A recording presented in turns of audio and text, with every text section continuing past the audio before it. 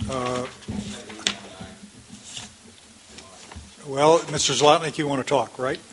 Okay, go ahead. Thank you. I know it's late, but I just want to thank you for that excellent discussion. This is an area that, as you know, we and the Ag Urban Coalition and others have stressed very highly as being a key element of the Council's value added in terms of what's going on in the Delta and this whole issue of getting arms around science and what you described. I also want to thank Dr. Goodwin and commend him. He has been, is, and will continue to be an able successor to Dr. Dom. We find that he's very receptive and welcoming to and working together, and so we appreciate that. And in addition to being an umpire, maybe be the team manager for the team that does science. Just a few comments and then some specifics.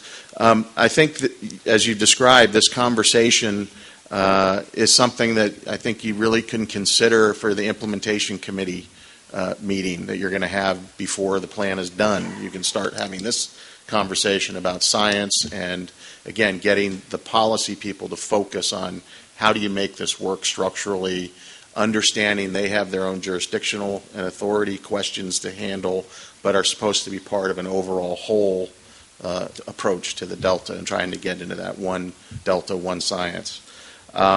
You're obviously going to be struggling against a lot of institutional inertia that is very difficult to break through. One place to look, as an example of Mr. Johnston's comment about sort of the diametrically opposed technical activities, or as Mr. Mount at one time called combat science, is at the State Board.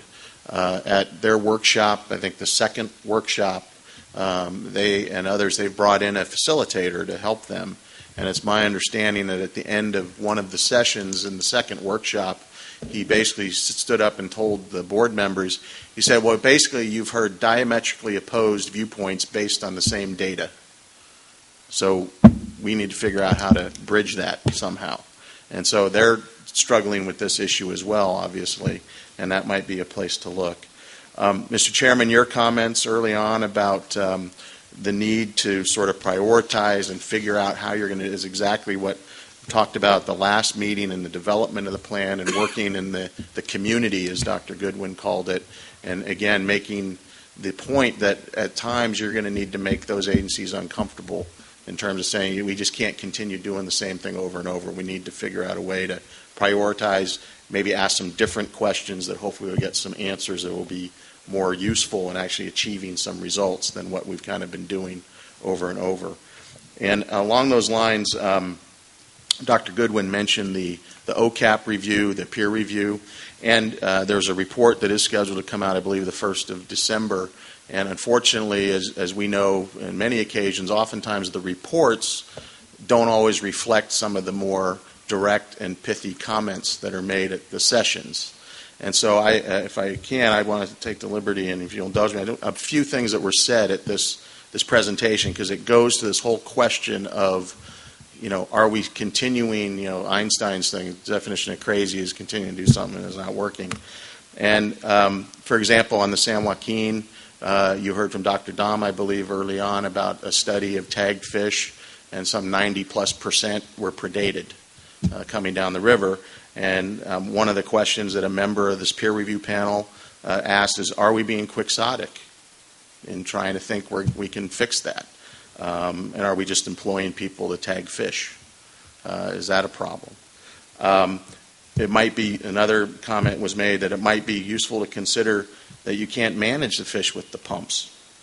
You can't do it. And again, I want to start out by saying we're not arguing the pumps have no effect on the system. They do, and that has to be dealt with. But in terms of the scheme of all the other factors, which you've talked a lot about here, I think it's important that there seems to be more acceptance and understanding that we got to start getting more holistic, which unfortunately at this point we don't believe the agencies are willing to move to as much as we might like to see. And again, that's a role we think the council has in that effort. For example, how you identified the pumps are affecting the fish, and the comment from a member of the panel was, and I'm paraphrasing these, was find a measurement to prove that relationship we assume. It may be that relationship doesn't exist. And in response to a comment that said, well, we have limitations under the law on biological opinions and mandates, the response was, well, that's true, but what we're trying to look at is the limited dollars that are available, and maybe there's a better way to spend resources and protect resources with greater viability. And so that's part of it, too. And then finally, a very good comment that I think applies to your work in the adaptive management arena in particular and within the science program was that oftentimes, and this is a comment of a member, that in adaptive management you start collecting data, but you don't actually collect data that will inform the next decision you need to make, as opposed to putting you in the same quandary that you're started in. And then as for Randy's purposes, they followed up by saying that there needs to be some more refined work with predation. Anyway, it's always sort of interesting that some of these things get left by the wayside in the report that are very powerful statements. Thank you, sir.